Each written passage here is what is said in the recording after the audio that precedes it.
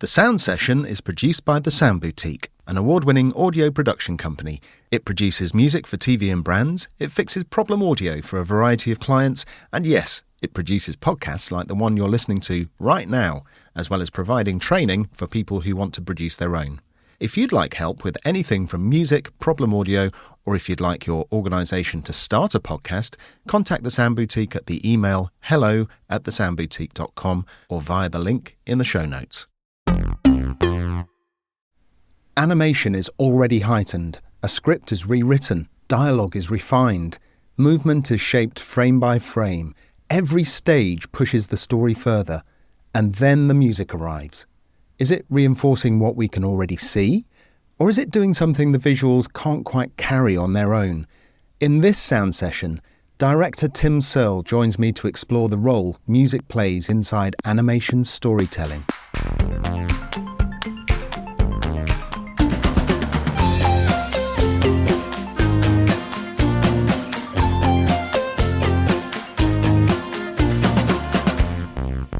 I think it's fair to say that with every element you bring in addition to the animation, you're plussing it. It's a process whereby you work with great people to make the thing even better than you hoped it might be.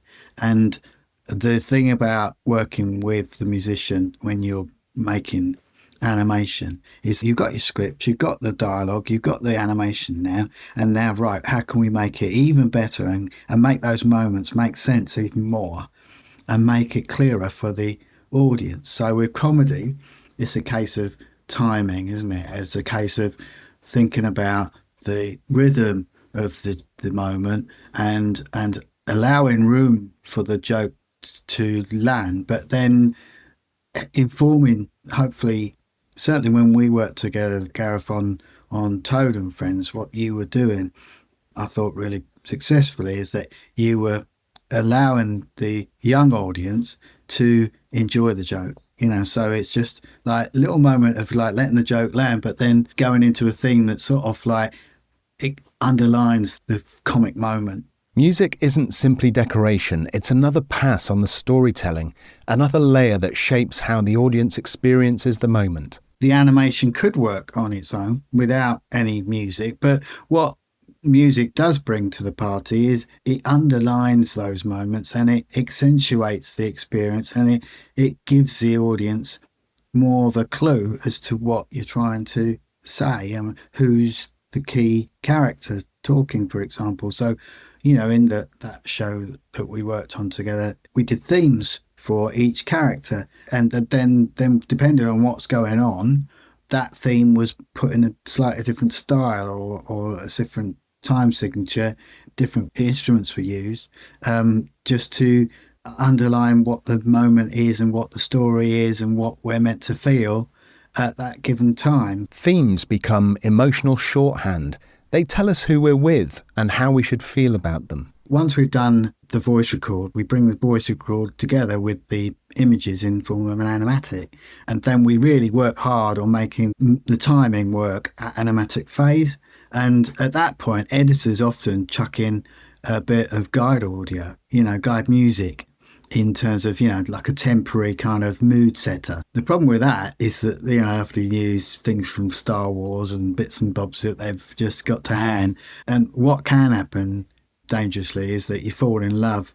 Everyone falls in love with that temp track, but that is put in place just to set the mood, really, and set the timing, give you something to play with for building the shape of the show, because it is an organic process. It is a sort of let's see process. You try things out, you give things room, and then you pull it back again, and everything is in the case of that Toad and Friends, everything fits into 11 minutes, which there's no negotiation on that. Music doesn't simply follow the story. Sometimes it helps reveal what the story needs. There was one episode where Ratty was being very poetic. Well, he was poetic, and it was a real kind of moment of trying to put across the emotion on the beauty of his words and what was going on with celebration of the countryside and all that. It could have been horribly pious. It could have been really sanctimonious, which is something you've really got to avoid, certainly when you're dealing with kids. And I remember talking to you about that problem, and we made the music really, really swing and really. It was really expansive, and the characters were taken by the beauty of the moment. And there was some falling over and some palaver, but it gave that episode a real beauty. I thought a real kind of integral kind of celebration of what was going on.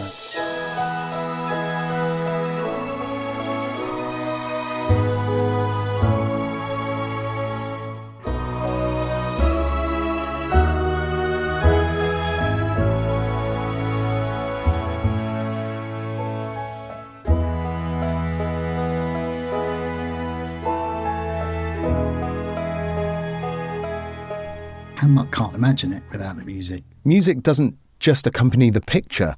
Sometimes it unlocks it. Dad used to have an expression. He said, "You don't have a dog and bark yourself." And that notion of delegation is something that I've always really sort of held on to. It's just like you try and work with people who are better than you at their specific craft, and you give them enough room to be able to do their thing, and that's important to me. It's just, you don't want to completely frame people in and over brief. Is give people enough room so that they go, right, this is a brilliant opportunity. What can I do with this?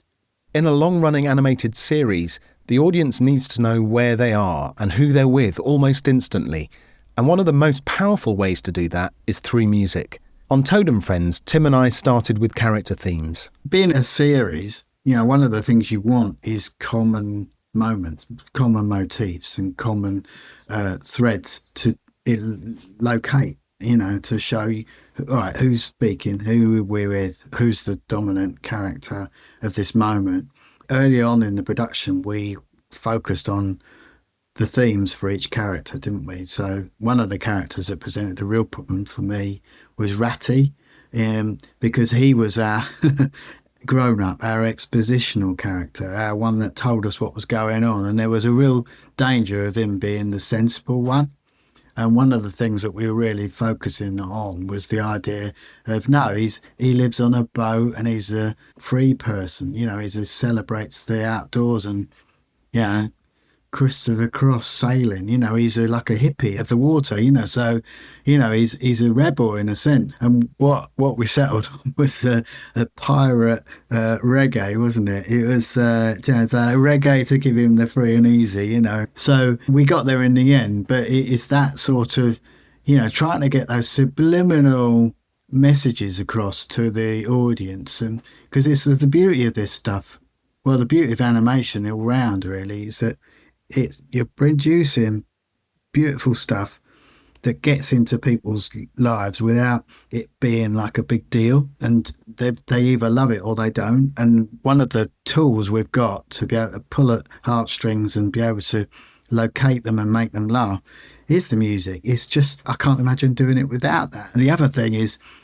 the people that do the sound effects, the Foley, that stuff is another brilliant level of plus in it, in terms of being able to really make the whole audio experience feel real and expansive, Restraint is part of the craft, knowing when music should lead and when it should step aside. You shouldn't just let it be like a lift music just plinking away in the background. That's not a score, is it? Scores ebb and flow, and they heighten the moment, and if you don't need it, drop it for a bit, because otherwise you get to the dub and then you've got competing elements all getting in the way of each other, and you have to make some really tough choices. And if you've already had those discussions with one another and you've thought about a funny boot going into squelchy mud, and important that you want that to sing for whatever word, so those moments need room, and everyone needs to be able to sort of get in line, so that the important things are happening and every element gets its due attention when it's needed, what's needed when. Sometimes the music follows the picture. Other times, the picture follows the music. Normally, if you've got cast required to sing a song, that's produced as a separate element. Like, for example, in Toad and Friends, we had an opera singer moment, didn't we? But then we also, and that was recorded as a play-in. But then we needed Toad, Adrian Edmondson, to sing, and that was quite a big deal. And then other times, a hilarious big deal, by the way. And another time, you needed to get all the cast to sing in harmony, didn't you? So you supplied stems, which were the harmonies, and we separated them off, and then they could sing and match your harmony, right? So I thought that worked a treat. Those moments, in terms of the bits where characters were singing, they needed to be recorded at an earlier phase in that episode's audio production, because we needed it to animate too. In those moments, the music doesn't support the animation supports the music. When a group of people sing together, you have to be wide enough to be able to enjoy the reaction shots from each other, don't you? One of the things I learned earlier on when I was working with Rowan Atkinson, he used to say, life is a comedy in the wide, a tragedy in close up. So that's interesting. It's like you go in close for the confirmation, but other than that, you do try and play it wide and let the performers do their thing. And certainly it's something we tried to do with Toad and Friends, because, for example, Toad used to say some quite outrageous things, but you need to be wide enough so that you can be with the other characters listening to his words and pulling the appropriate faces of perhaps Toad, that's not quite right, and we think something else. Even then, the lesson was clear. Music changes how animation feels. I can't imagine animation without the music. Animation with very rudimentary soundtrack are missing a trick, aren't they? Because you're doing it without that extra element that helps the audience understand what's going on. In terms of what music can bring to production, it's a very essential ingredient. It's a thing you need to be able to tell the story properly, and without it, you've got one arm tied behind your back. So there we have it. Animation is built in layers: script, voice, movement, sound, and then music. Not simply reinforcing what we see, but lifting it. If this conversation has changed the way you hear music in animation, share it with someone who creates stories. And until next time, Soundmaker, keep listening.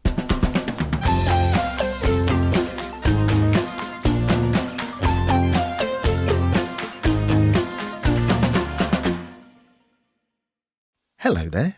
If you've enjoyed this episode of The Sound Session, I'd love it if you could support the show. If you're able, a one-off donation helps cover the time and care that goes into making each episode. Just head to thesoundsession.uk.